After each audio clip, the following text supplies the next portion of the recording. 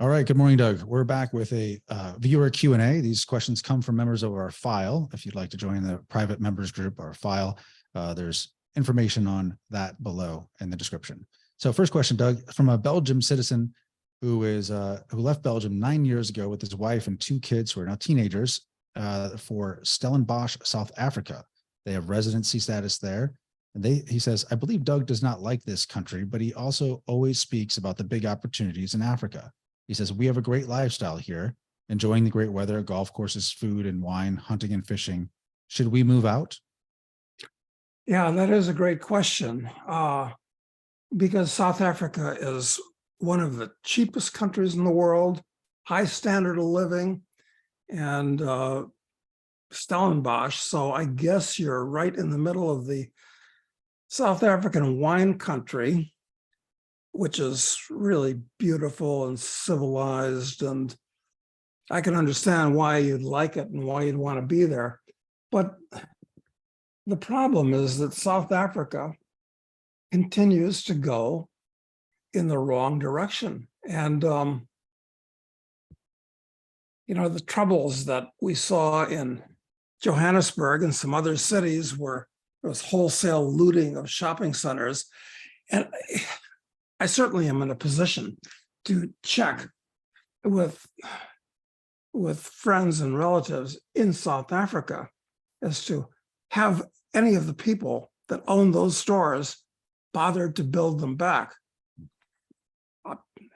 I would say it would be a bad decision to build them back, because if they rioted once and got away with it, well, why not riot again?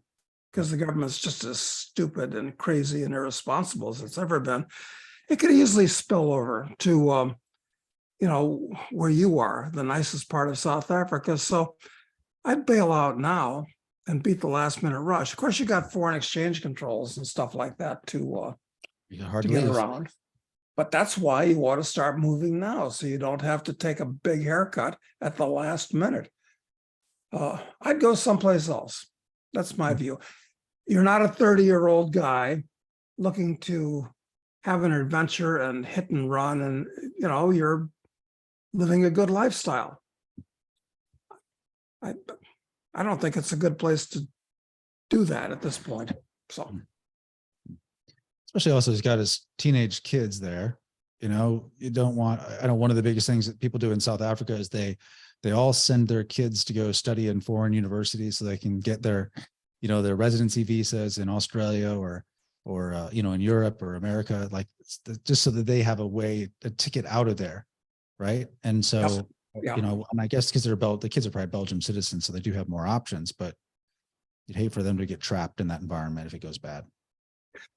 Yeah, absolutely. So I guess the bottom line is plan ahead and start moving towards the exits now. As nice as it is to be there, no question. Wow. Okay. All right. Next question, Doug. Is there any scenario that you can imagine where precious metals will not be a safe haven? Yeah, I guess I can imagine some.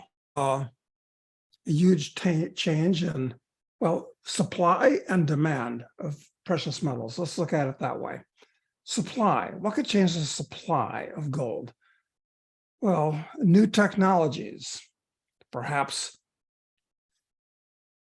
a decade, perhaps 100 years from now, fusion energy will allow the easy transmission or transmutation of metals, turning lead into gold.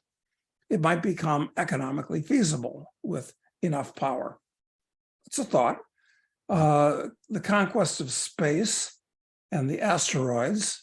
I mean, they've determined there are definitely some asteroids that are full of heavy metals, platinum group, gold. That could have a big effect, maybe. Another possibility is maybe biotech advancing further, and you grow seaweed that recovers, all the elements on the periodic table are dissolved in the ocean. So it's a question of just growing plants that will concentrate them the way spinach concentrates iron. As even Popeye knows that. That's amazing. Yeah, so it can be done. That's a third reason. Maybe nanotechnology will develop so that mining becomes irrelevant and you can get all of the elements separated. I mean, there are supply possibilities. These are all distant, so I don't think I'd worry about them. But it's just good to, for academic exercise, to keep these things in the back of your mind. But then on the demand side, I think that why would the demand for gold drop? Well, we've seen Bitcoin, which is acting like on its way to acting anyway, like a good international money, reliable, a lot of advantages. Will that put gold in the back seat, or Bitcoin 2.0 with? It's possible, I suppose, but I don't think so, because look, as nice as computer stuff is and digital stuff is, and convenient as it makes life and the transfer of money, there's nothing like having what's actually best qualified of anything for use as money in your own physical possession and in your hands. So my answer to the question is no, I wouldn't worry about it. I think gold is going to keep up in real terms. And when things get seriously nasty, there's going to be a panic into gold, and it'll go way above the price that it should be, as everybody wants to own it. Because remember, there's only somewhere in between 6 and 7 billion ounces of gold that have ever been mined in world history. And just to keep it in the back of your mind, that's less than 1 ounce for every human being on the planet. Reason to have a lot more than your fair share, which would be what, 7/8 of an ounce or something. So yeah, get more than your fair share of gold and silver. Okay. All right. Next question is, with all the economic and political drama going on in the UK, would you consider the UK a crisis investing opportunity now? If yes, what sectors would Doug be considered investing in, as asset prices are below market? No, I don't think it's a crisis investing opportunity at all. They've had a little upset in their bond market recently, but it's not like the place is falling apart and it's distressed. So no, I mean, the time is not there yet. Good idea you watch it for bargains to show up, but no, it's not a blood in the streets opportunity by any means yet. Okay. All right. We talked about cryomass a couple times ago, and you were going to check in with, I think with Nick Giambruno about it. Did you get any information from him? Any update on it? Nick hasn't made a call to the company yet. I can make a call to the company for that matter and talk to the president. So I haven't, nor has Nick, but perhaps by next Friday, we'll have some data. Stock just keeps hanging around the low 20s. So what's happening in the company? I'm not sure. Okay. All right. All right. What's your view of cycles? He says the oldest known book is the Chinese Qing that dates back 10,000 years, is based on the belief that everything in life occurs in cycles. Fast forward to today, there are many financial gurus such as Martin Armstrong and Charles Nenner who base the predictions on cycles, and there are books like The Fourth Turning. What do you think about the 90-year debt cycle that causes currencies to collapse like in the 1930s? It is said that the reason why it only occurs every 90 years is because it can only happen when there is nobody left alive who remembers the last time it occurred. Yeah, maybe that's true. Look, I'm trying to think. Cycle theories have been around forever. Well, it's pretty obvious. Cycles, day and night, pretty predictable. Yeah, that's a cycle. Summer, fall, winter, spring, pretty reliable. So yeah, cycles are nothing new. And even in the financial markets, nothing new. Look, I remember, this was a long time ago, but I don't even know if anybody talks about it anymore. There was something called the Kondratiev wave, the Kondratiev theory. Never heard that. Well, basically, it was a Russian economist during the 20s and 30s that basically said everything's cyclical. And the Soviets didn't like him because if you believe in Marxist Kant, no, it's not cyclical. It's a one-way road to Utopia. certain destinations. So forget about the cyclicality. But so you don't hear much about the Kondratiev wave theory anymore. And, you know, everybody has their own take. Look, I believe in everything is cyclical. I believe that there is day and night and so forth. But yeah, I mean, who can argue with it? Yeah. And I think that you know, the Strauss and Howe books, Generations and the fourth. I mean, they're really they made a breakthrough. I think they have a great take on things. So yeah, that's cyclical too. Yeah, people haven't read The Fourth Turning. I mean, I reread it, I think in 2020. Yeah, at the start of the pandemic stuff. And it was shocking as I read it first in the early 2000s. And I remember thinking it was very important and very interesting, but I'd forgotten about some of the details in there, especially about the, you know, just the total loss of faith in all institutions and, you know, the great reshuffling of the whole order of everything really that happens. And it's really shocking. So it seems like they've been right on. That's for sure. I think they have been right on. I think they have been right on. So is that cause for optimism in the future? That, you know, when, you know, with this winter period that we're now going through goes away, we'll have a spring with the birds chirping. Well, I hope so. But on the other hand, you know, there have been places where it hasn't worked out quite that way. If you were trapped in the Soviet Union, you had a 70-year winter, not just a 20-year winter. Same for China. I mean, winter lasted a long time. So could we be going into a period like that here in the West? Breaking the cycle that they, well, yeah, it's possible. Yeah, I think one of the things he talks about in there is that you don't really know what the renewal will look like. The renewal doesn't necessarily have to be positive, but that something new emerges. The old is cast aside and something new emerges.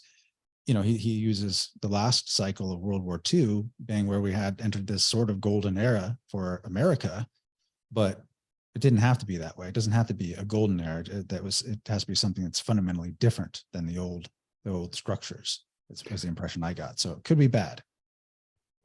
Yeah.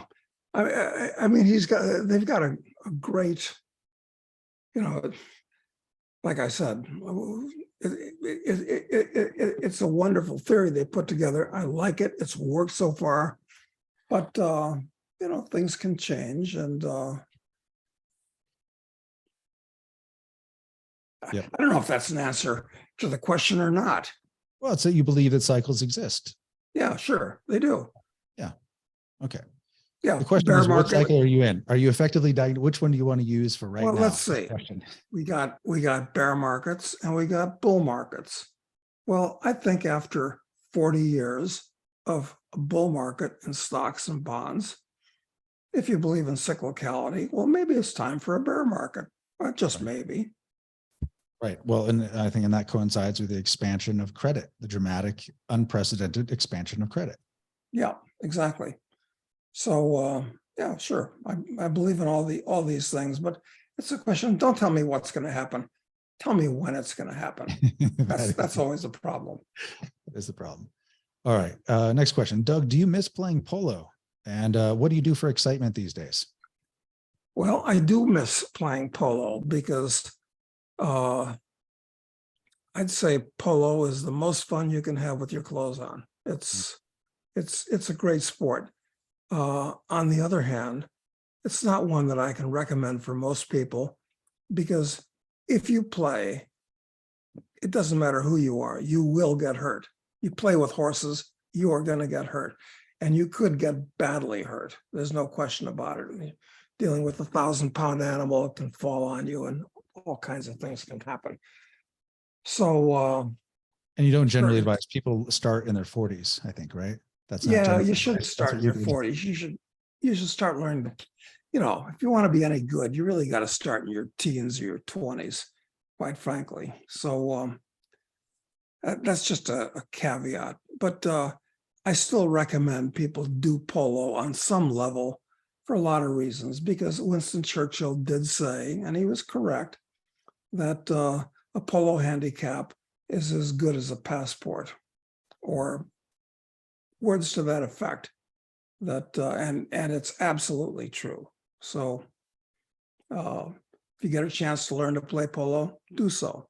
Just don't turn yourself into a paraplegic or quadriplegic or something like that. It's Yes, good advice.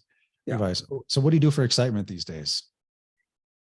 Well, now that I don't play polo anymore, I'm no longer, in effect, running a small business that hemorrhages money, which is actually another factor with polo, because that's what you're doing. So what am I doing? Well, there's that saying, a man's got to know his limitations. And at this point, I'm very fortunate in that I've gone just about to every place that I might reasonably want to go. And I've done, not everything, obviously, but I've done a lot of the things that I've always wanted to do, and done it a number of times. So, I don't have to go anywhere or do anything at this point. And so I guess the answer to the question is I read books and I watch videos, and like to stay in shape, pump some iron. And that's about it. Look, if you ask me this question, I'm 76 years old, sad to say. It'll happen to everybody if they're lucky, I guess.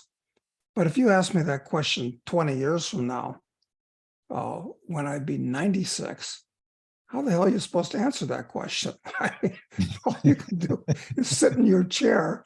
And so Right. this is time for everything. Life goes on. You can do all kinds of stuff when you're in your 20s and 30s or 40s and 50s. And it gets tougher when you get into your 60s, God forbid into your 70s. I don't even want to think about 80s and 90s. It's like that George Carlin thing. What's it like being, where he's talking about aging? I don't remember that one. He says, well, different verbs are used to describe certain times of life. It's like when you're a little kid, I'm almost 10 and a half. And then, you turn 30, like milk that's going sour. And then, at some point, well, I made it to 60, different. So George worked out the whole string of verbs used to this, and it was pretty accurate. I have to dig that up on videos of them on YouTube. So that's the way it works. You can't outrun the second law of thermodynamics. I mean, it's always there. You can throw some sand on the slippery slope, but the slope does get steeper and slipperier, no matter how much sand you throw on it with taking vitamins and pumping iron and God knows what. So, and your motivation, your motivations changed too. Whereas excitement and adventure was certainly a big, big motivation for you at a certain stage of your life, but it's not the thing that's motivating you today. Exactly. I've always been a real risk taker, physically, financially, all kinds of ways. But as you get older, you tend to become more risk averse, which in a way is kind of stupid because you've got less to lose. Yeah. And, I mean, why be risk adverse when you get older? I mean, what do you want to live long enough to go out in a hospital with tubes up your nose? I don't think so. That. Well, I mean, I guess but you choose your risks differently because you have a greater understanding of the consequences of the risks. When you're like, while you might have less to lose, you do have a greater understanding of the consequences of failure. Yeah, and you do want to avoid pain. whether that be physical or psychological or Especially as financial. you get older, because of physical pain, it doesn't heal. It's like, I'm just gonna have to deal with this pain forever now, Yeah, It's just that's the way it's always been exactly, healed. that's right. I mean, I could brutalize myself terribly in my 20s and 30s, and it got better, and I drove on. But now that's just the way it works. Yep, it is. It is, unfortunately. All right. I'd like to ask, I wish I knew Ray Kurzweil. I'd like to ask him, believing in the singularity. And of course, he takes 150 vitamins a day and does all kinds of other therapies and so forth to extend his active and healthful lifespan as long as possible. I wonder how he's doing. Yeah, and I wonder if his motivation has shifted. I wonder if he's doing all these things to extend his lifespan and his quality of life through that span. I wonder if he's still pursuing excitement and adventure more like he did 20 years ago. You know what I mean? I wonder if he's able to, if you, because that to me would be a better sign of whether or not you're actually extending the core part of life. You know what I mean? Yeah. Yeah. It would be nice to ask Ray Kurzweil about this, because he's a smart guy who's thought about it, obviously. But then again, I ask myself, wait a minute, what's he doing living in Silicon Valley among all these horrible wokesters and SJWs and so forth? Something a little bit off there. That's where the money is, though. And he's like isn't he like a advisor somehow for Google, and he has like some. Yeah, he's Kurzweil. I guess he's at least a billionaire, probably a multi-billionaire. So he doesn't have to live there and associate with these horrible people anymore. Well, maybe he's in a group that isn't horrible. I mean, yeah. I don't know. It just seems like. Well, in his position, he could set up as many. He can live in whatever silo wherever he wants to be. You know what I mean? He'd be surrounded by great people wherever he is because of his success and reputation. That's absolutely true. Well, I wish I knew what the answer is, but I don't. Okay. Let's see. Doug, what were the top 3 destinations on your list when you're exploring where to relocate? And what was the deciding factor that made you choose Uruguay versus those other options? Well, I've written a lot about this in the past. And, briefly, for a place to hang out peaceably and enjoyably, basically have to rule out Africa, period. You have to rule out most places, period. And it depends on what you want. I mean, if you want to live in an urban environment in luxury, but low-cost luxury, well, you still can't beat the Orient. You really can't. And I guess my number one choice, if I wanted that kind of a lifestyle, would be on the exact polar opposite side of the world, Thailand, or probably Thailand, frankly. Yeah. But here I am on the polar opposite of that, which is Uruguay or Argentina, very similar. Or for that matter, southern Brazil, which is pretty much the same kettle of fish, just different political situations at all 3 places. So what do you want and where do you want to go? I guess I'd still, and these things can change. They can change rapidly and radically. So, I mean, listen, both of us are in Uruguay, but you don't know that 5 years from now, the place isn't going to go crazy. I mean, we can't know that. No, they do know there does seem to be at least a cultural dynamic in Uruguay that makes it very moderate, very moderate. That's right.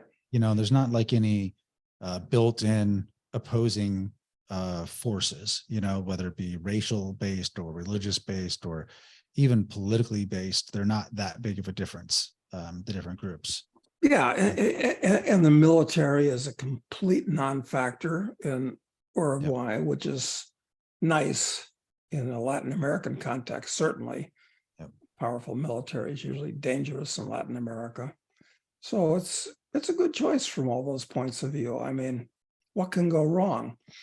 Of all the places I can think of, it's one of the places that's least likely to have lightning strike and have something bad go wrong. Yeah. All right. Let's see. Says, next question is, while many of us are interested in relocating away from the West to South America, I realize that millions of young South Americans dream of coming to America for a better life. Suggest I was a young person from Brazil, from an upper middle class family. Would trying to get into the West to achieve the American dream even be worth it in 2023? Well, what would I do if I was in their position? I've said this before, that when it comes to transplanting yourself, if you're a young person, certainly, you don't want to be on a level playing field. You want to get on, if you don't have any money and you're on your way up, you want to go someplace where people are richer and you can, just by hanging around, opportunities, will present themselves because it's a richer, more dynamic environment. Okay. By the same token, if you're a rich person, you want to go someplace where, once again, it's an on-level playing field where you can bring something to the party by virtue of your money, your education, your connections, whatnot. So I think you want to go to someplace that's down market. So it's a question of arbitraging yourself, in effect. Mm-hmm. What would I do if I was a Brazilian from an upper class family? Well, I'd certainly want to take advantage of that to travel around the world and learn more languages other than Portuguese, which nobody speaks outside of 3 or 4 countries in the world. So it'd be great being born into a rich Brazilian family, but that doesn't mean I'd want to stay in Brazil during my youth. I would not. So I don't know if that's an answer to the question or not. Yeah, I think it's good. I think it's good. Someone says after that, they say, and I'm not sure if this is in a reply to this comment about the Brazilian, but he said, isn't access to credit a primary reason to locate and or stay in the USA? Yeah, it's a good reason, but credit. So you take on debt, you're paying interest, there's risk. I mean, what if you guess wrong with how you're going to use that credit? I mean, as most people just use it to increase their lifestyle anyway. Exactly. I mean, it's great to have credit. It can be very, very convenient. But, when you borrow, take advantage of credit, you're living above your means. Yep. And I'd like to avoid that, quite frankly. So, yeah, it's great to have a well-developed credit market, but a well-developed credit market is exactly what's going to help destroy the U.S. in the future. Yep. And all the debt that it's taken on. I mean, that's one of the good things about these Latin American countries. They, most of them destroy their currencies so predictably that there's no debt, because nobody will lend you money in Argentine pesos. What are you, crazy? I mean, that doesn't happen. So, I mean, for all the problems of a place like any of them, basically, they don't have a lot of debt, except in dollars. Okay. But it's still like most of the real estate, most of the homeowners, right? They own their properties outright. There's not like this complicated mortgage system where everyone's super leveraged. That's right. You buy a property, just about any place in Latin America, you do not get a mortgage. Mortgages are not available. Maybe you can get some financing for a few years, short term, a couple, 3 years maybe, from the person that sells it because he wants to sell it. Okay, great. But that's the most. Right. Yeah. And there's something stabilizing about low debt loads on the part of the average member of the population. And that's exactly the opposite of what you have in these really advanced Western countries, especially in the US. Yeah, it's a real pity. I was talking to a woman the other day, and you know, well, I injured my foot, and so I went to this clinic, and I was talking to the nurse there, and we were just talking about various things because I like to take the opportunity while she's bandaging my foot to just ask her questions about one thing or another. And it was actually a replay of what happened to me when I walked into the Dollar General store a month ago or whatever it was when I mentioned it here. And I said, well, do you like taking orders from the bosses? I mean, doesn't that make you feel kind of at the effect of other people as opposed to being able to cause things yourself? I mean, and she said, well, look, I've got a mortgage to pay. I've got to put food on the table. And, that's the way it is. I mean, she was pretty well resigned because she was in debt and on the treadmill. And so these are two people, these are kind of the last, in fact, I got to say, the only two semi-philosophical conversations with people outside of my silo that I've had in the last quite some time. And they both gave the same answer to the problem of how do you like taking orders and having to come to work every day. And they gave me the same answer. I have to, and just, hey, I'm just driving the train, as it were.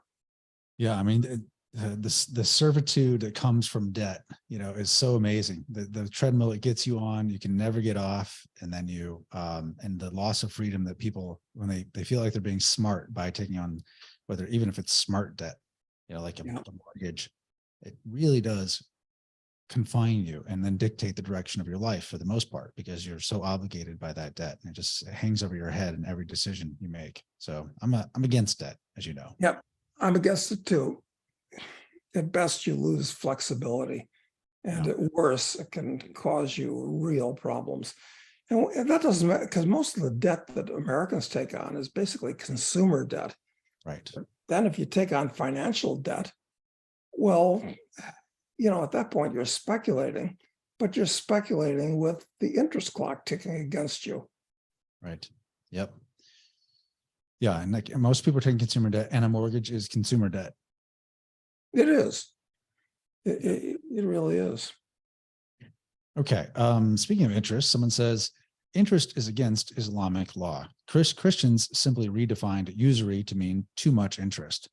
He says, I'm a red-blooded capitalist, but I'm also intellectually honest. As such, I cannot arrive at a monetary system mathematically where interest ever works. If money were time, where would the extra time come from to pay the interest? It is simply a way to view it. It's the most simple way to view it, he says. Simply put, this would end in a hidden slavery system. Do you actually believe charging interest works mathematically? And if so, how? He says, from my view, it builds until it collapses the system and thus the nations. Perhaps this is why all nations have failed. Investing / partnering is the only alternative to making money with money. He's basically saying equity instead of debt. You know what I mean? Yeah, well, I buy that. I mean, we just talked about how debt is dangerous. It can be useful, but it's dangerous. No argument from me from that point of view. And maybe it's just one of those congenital things with being a human, where you see something, I like it, I want it, and I want it now, but I can't afford it. So lend me some money. And on a simple basis, that's the way governments work, and everybody works that way. I want it and I want it now. So I'll take on some debt and see what happens. Right. Maybe it'll work out. I mean, it does sometimes. Okay, that consumer debt, I don't know. It always puts you behind, I think, when you do consumer debt of any kind. Consumer debt is just a big mistake, because you're buying necessarily depreciating crap. Meanwhile, what you owe is getting larger. Yeah.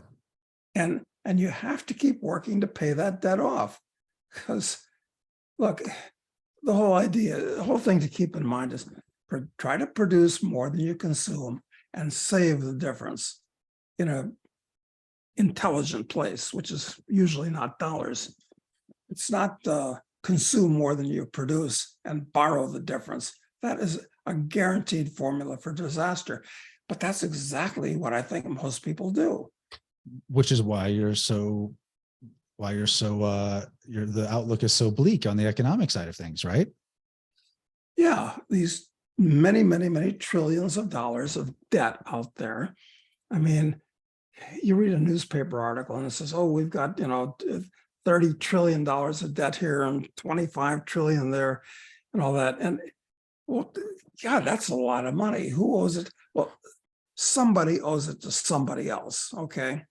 And if you can't pay it off, somebody's going to walk away unhappy, either the borrower or the lender.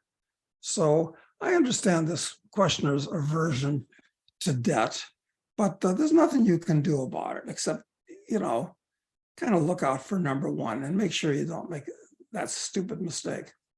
Yeah. Okay, next question. Wondering about Doug's thoughts on the possible fall of China. It says, I was looking up some statistics on the USSR that fell after 74 years, and China is in its 73rd year of communism. What is the average reign of communism that Doug knows of? And do you think these protests could be the beginning of major cracks appearing in the CCP? Well, communism per se is a new system, really. As Marx defined it anyway. So that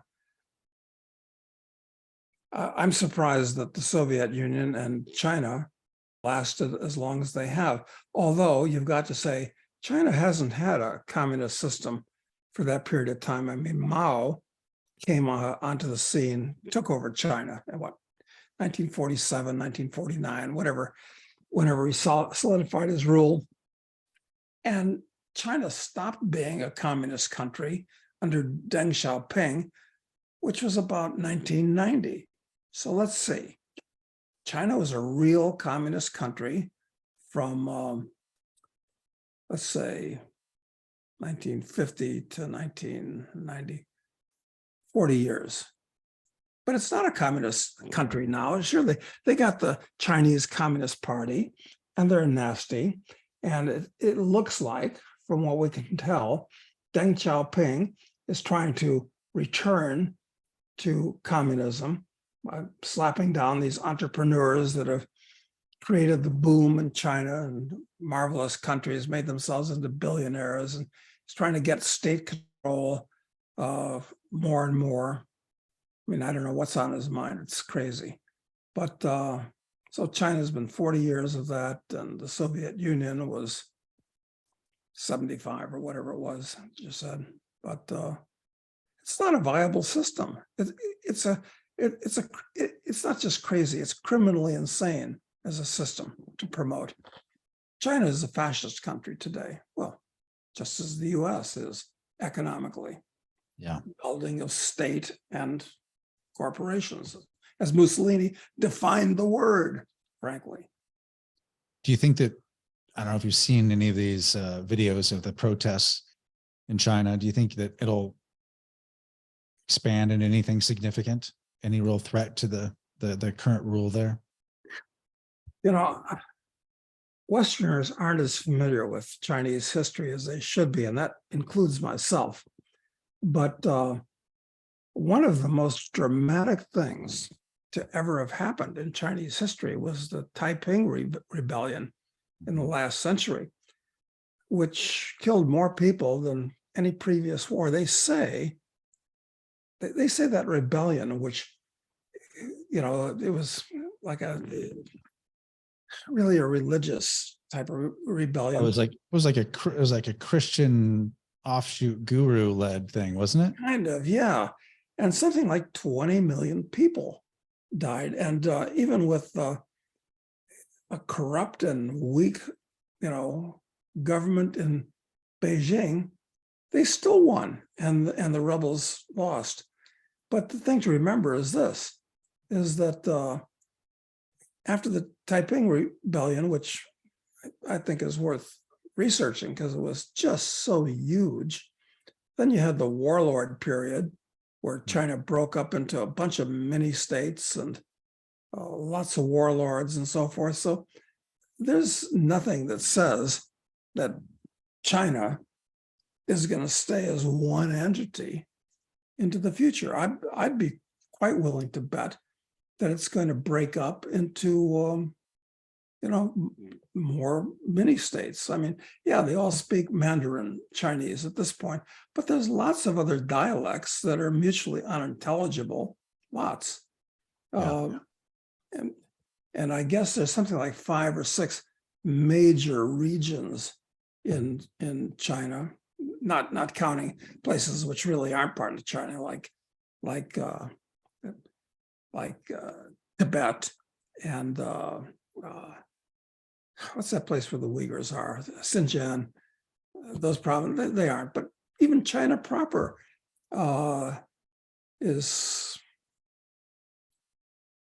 could easily break up just along linguistic lines alone. I mean, the people in the north of China eat wheat, people in the south of China eat rice. And they're kind of different cultures, even though they're all Han Chinese. So yeah, I'd be willing to bet money that within 100 years, China is going to break up into different states. I'll make that bet for the US too. Yeah, within 100 years, I think that's almost a sure thing. But like these current little protests that are happening there now, it's hard to imagine those turning into anything that's got enough momentum. For me, it's hard to imagine that turns into anything with enough momentum to really topple the regime there. Yeah, the regime is so powerful. I mean, they've got this gigantic army, and all those soldiers, don't want to go to jail, and they want to be able to pay their bills and all that. So they'll put the peasants down. And they got this great QR code system that allows them, as soon as like the people protesting at the Foxconn factory where all the iPhones are made, and they just turned all their codes red, so then they couldn't enter anything. They can't go anywhere, they can't leave, and they got all these new internment camps set up, they're ready to use. Yeah, life is so much easier if you really just do as you're told. Exactly. Yeah, it's true. I mean, it's true. I mean, it's horrible, and I don't know how they're gonna break this system over there. I mean, it's hard to get out of once you're locked into it. Seems yeah, to me, it is. Once you're locked into it, I think the only way you can get out of it is going through a period of chaos. Maybe China, for one reason or another, a number we could talk about, stops exporting. Now all those people in those factories are unemployed, and you can pay them, but then the money's no good, and it could all fall apart that way. Okay. Let's see. History books say the U.S. fought World War II to combat fascist hostility and the Vietnam and Korean Wars to stem the threat of communism. Of the 19 million veterans alive in the U.S. today, why do you think they're not more vocal in objection to their own government's tendency toward fascism, communism, and over warmongering? Well, I tend to like military veterans just as a general rule. I mean, I'm generally on those guys' side, but the way I see it is when you're in a service, I mean, you're not really loyal you're not there for the government. I mean, you're first of all loyal to your comrades. Yep. And I don't think the average soldier does things for ideological reasons. He does it for all kinds of reasons other than that. So, I mean, what do you think? I agree completely. I mean, I think to engage and to serve in combat, you have to think of yourself as the good guys and the other guys as the bad guys. And that creates this cognitive structure in your head about, about your identity and your nation's identity that is very difficult to unravel later without causing you a lot of cognitive dissonance. I mean, we have to start really questioning everything that you did. If it can't be painted simply and we're the good guys and those are the bad guys, it's very difficult to do the work that must be done in war. You're right, because it doesn't matter which side you're fighting on, one way or another, you've got to believe that we're the good guys and they're the bad guys. Absolutely. I mean, that's all there is to it. And I can see how in all the wars that the US has fought, how the guys on the other side could see us as, devils, and they're the good guys. I mean, yeah, it's the only way they could fight. They can't do it otherwise. Absolutely. Absolutely. I mean, the Koreans, for instance, I mean, that's kind of interesting because it turns out that there were more bombs dropped on Korea than I think I'm correct in this number. I have to double check it. More bombs dropped on Korea than there were in basically, certainly in the Pacific Theater, maybe in all of World War II by the Americans. I mean, that place was flattened. So you wouldn't think that Koreans would be very happy with people from a totally different race, culture, religion, everything, totally destroyed their country. But we were the good guys in Korea, in our eyes. Yeah. I mean, I think the only book I read on the Korean War was the autobiography of was that Colonel Hackworth. I think it's called About Face, maybe. Yes. He talks about it, and it's completely level. There isn't a structure above anything, like above a foot high. Yeah. They leveled it. Leveled it. Yeah, it's amazing how places can come back after being totally and absolutely destroyed. Which, of course, gives us some reason for optimism in the future. For the places, I'm not sure for the people in them, though. Yeah, but those places only come back when there's significant capital from outside to rebuild. If you destroy the whole world, well, then there's no capital to rebuild. Yeah, and you also have to be in one of these incredible credit expansion periods, which, I mean, certainly Korea benefited from that too, from that same, a huge period of credit expansion, unprecedented period. So there's lots of capital that was available for South Korea, at least, to rebuild. Yeah. Yeah. All right. Can the EU survive the Greater Depression, or is it just going to disintegrate? Of course it's going to disintegrate. It absolutely is going to disintegrate. Why do you say of course? Well, because it's a completely artificial construct. It's an empire, in effect. The more successful it gets, and the more the EU is an entity, the more it resembles an actual empire. But the fact is that forget about, all these disparate societies with disparate languages and traditions, and the fact that Europeans have been fighting with each other for 2,000 years. The individual countries within the EU, I think, are going to break up. I mean, Belgium, there's a country, nice little country our first questioner was from Belgium, but it's actually two countries. It's the Dutch in Flanders, and it's the French, basically, in Wallonia. And what are they doing together in one country? Because they have nothing in common with each other, and they don't like each other very much and speak different languages. One country, Belgium's going to break up, and people forget that it was only in 1871, not that long ago, that Germany was dozens of little principalities and dukedoms and baronies.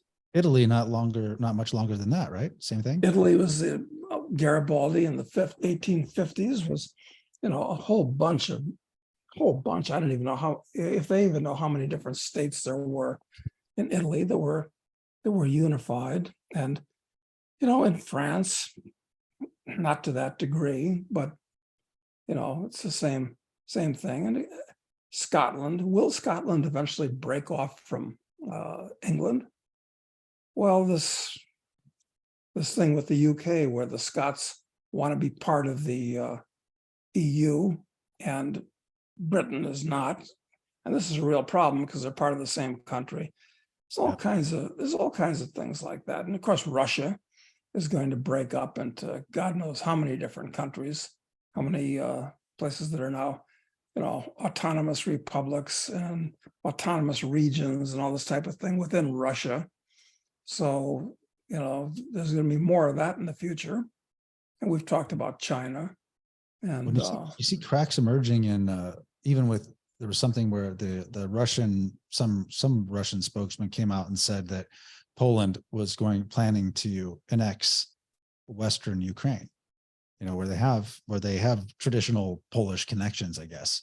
So you see even on the side of on people who are supposed to be on the same side, you see these fraying, these tensions there, and how Poland wanted, what do you call it? They wanted money from war reparations, essentially from Germany. They announced. Oh yeah, right.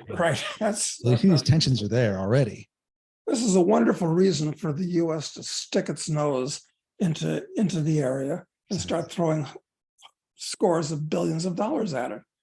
I mean, talk about something that's insane. I mean, and Putin was absolutely right when he said the Ukraine is not a real country. Well, not as it's presently constituted. I mean, there can be a Ukraine, but not the way it's presently. The lines are presently drawn. So of course it's going to fall apart. Yeah, well, the nation, I guess the big thing is, so EU is destined to fail because it is like a meta construct of the nation construct, both of which don't exist naturally.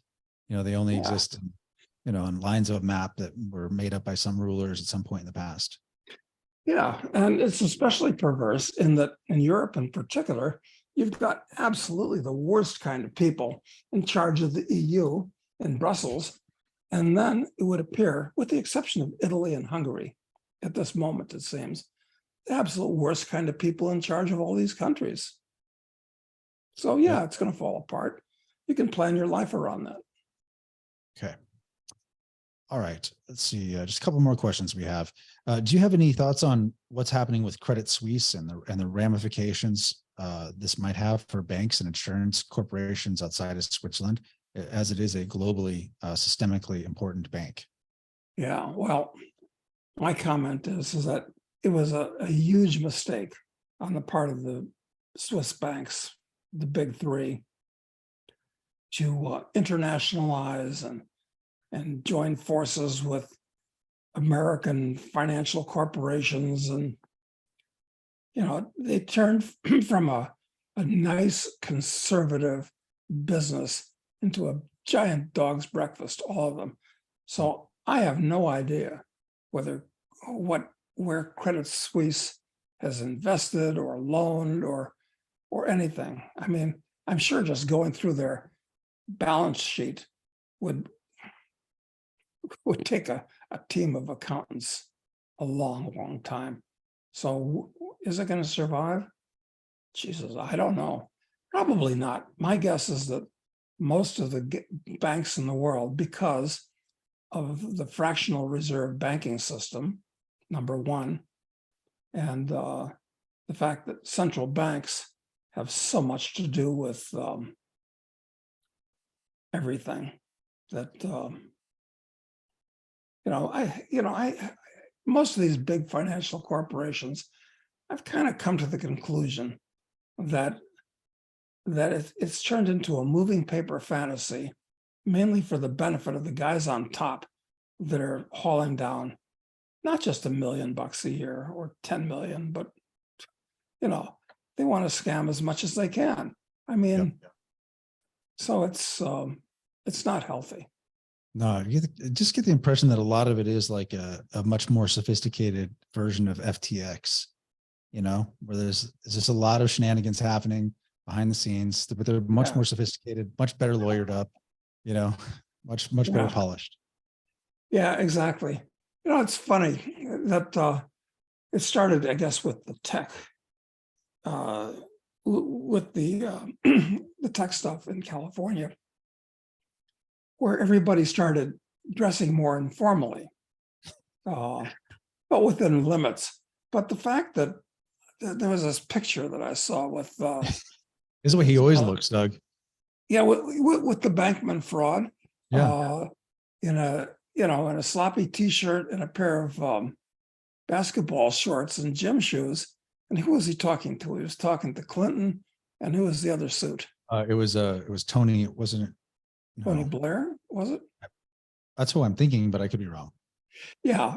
Anyway, it was a couple of, and you know, this is, you really shouldn't do that. There's a certain limit, let's say, where it's just showing blatant disrespect to these people. I mean, why didn't he show up in a Speedo, for instance, naked, Exactly. just with a Speedo to talk to them? I mean, where do you want to draw the line?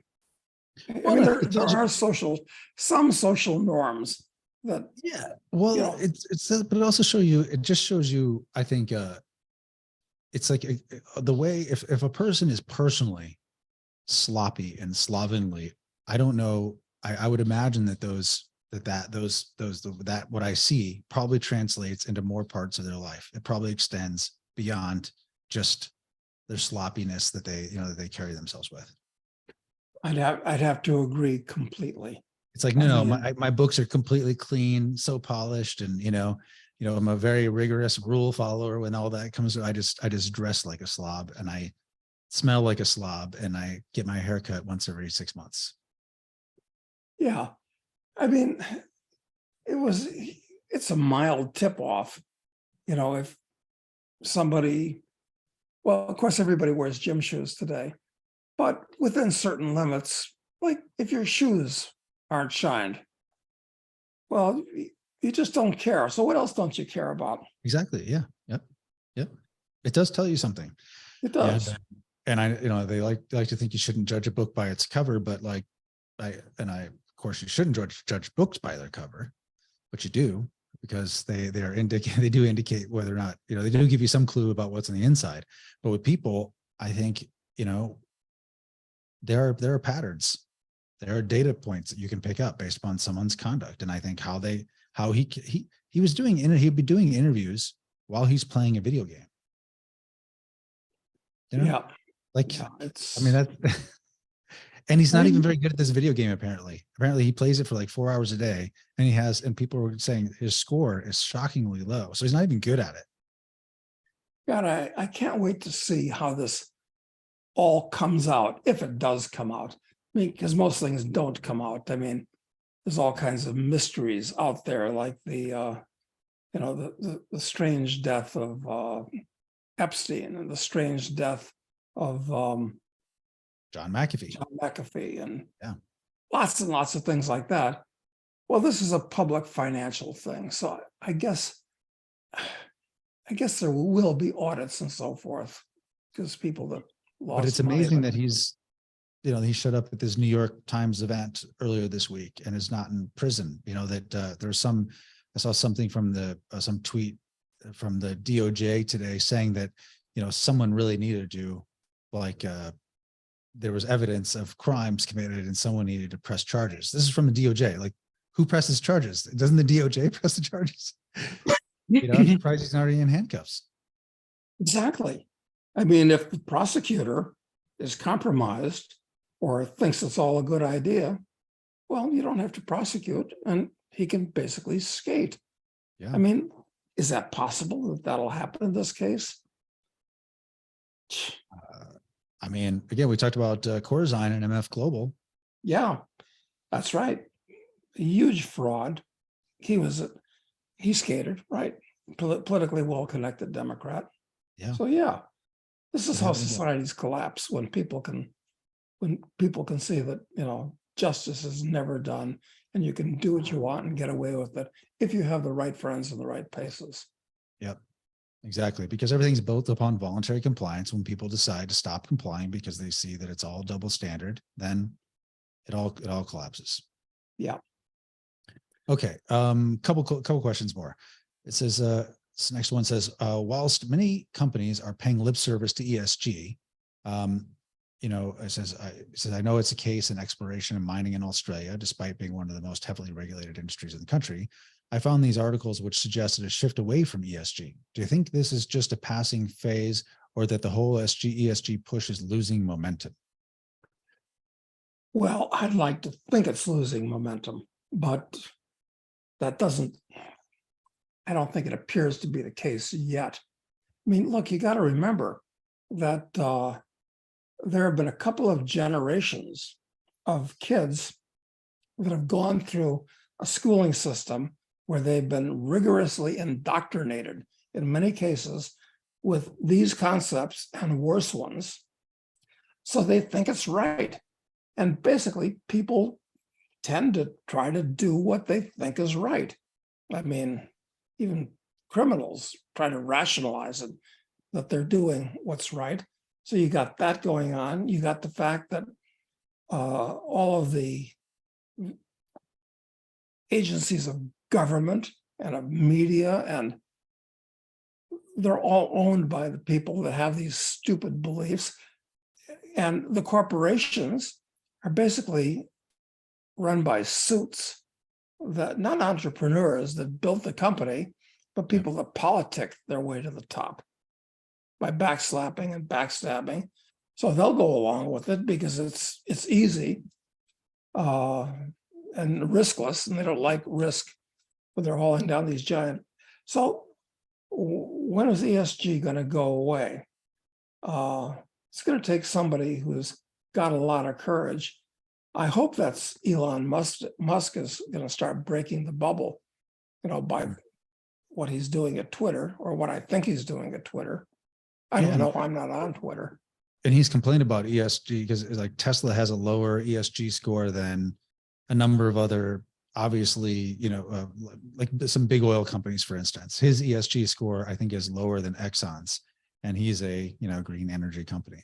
So like if I remember, I'm pretty sure I have that right. And that makes it's throwing the hypocrisy of the whole system basically in its face, that if technically Exxon has a better rating than Tesla, then something's wrong. Well, of course, as you're aware, there's a left-wing fund using ESG, and with the help of BlackRock and other outfits like that, they've got a couple of crazy lefty directors on Exxon's board that are, I'm sure, constantly pushing the other wishy-washy directors to have Exxon do stupid things in the future. Yep. So where's it going to end? I guess when it's just widely recognized that it's a mass hysteria, a mass mania, and it's become unsustainable, which is a word that they like to use. Right. Or it's revealed as just the fraud that it is, if that's possible. Yeah. So, but everybody is so afraid to say anything because they might be ostracized, excommunicated by everybody, by their friends, their employers, their whoever. So, God. Basically, there's a cultural problem which has to be resolved before the actual problem can be resolved. You're right. It's a cultural problem. And those are hard to change. Yeah. Yeah. It's When you like say about the kids in school, that makes it clear. Exactly. I'm reading a book now about the Congo. Quite interesting, because I wanted to do this myself. And this guy actually did it. It's a completely insane idea. He took a barge, a riverboat up the Congo River from Kinshasa to Kisangani, which is where you can't take the river. You can't go any further on anything other than a small boat because of the falls and this type of thing. So he goes 1,200 miles up the Congo, and it's just a nightmare. And the author is not particularly astute or anything, but he's describing what happened. And it's interesting. The Congo is a perfect example of a country that has just collapsed totally. And for all their faults and all the things that they did wrong, and there were plenty, but the Congo was a place that you could live, believe it or not, before the 1960s, but it's consistently gone down, down, down, down, where in the description of this book, where he's actually boots on the ground, meeting the average Congolese and seeing Congolese cities on the river and all that. And I'm saying, what can possibly turn this around? Where your biggest danger are the soldiers and various other government agents running around. They are your biggest danger of anything, more than malaria, more than your boat getting tipped over and getting eaten by a hippopotamus or any of that. I mean, it's just absolutely. So how do you turn that culture around? It's where corruption and stupidity and actual evil is so ingrained, because that's how what you have to do to survive. You have to be meaner and badder than the other guy and steal more. So I think the US is going in the direction of Zaire, quite frankly, which is a radical example. But what's the name of that book you're reading, Doug? it's called Facing the Congo. And I'll tell you what, I'm glad I didn't do it, because I thought about it. I thought, well, you might recall that in the before times, I tried to talk my wife. I said, listen, what we ought to do is spend 6 months living in Kinshasa and then 6 months living in Moscow. And I thought, now that would be pretty interesting. And it would have been very interesting indeed. But she's more sane than you are. She really is. I mean, she could see it was an adventure, but it would have been one of those adventures where, bad things can happen. Yeah, no doubt. No doubt. All right. Well, I think we'll leave it here for today, Doug. So thank you very much. And we'll be back next week with more with more on the news and Q&A on Friday.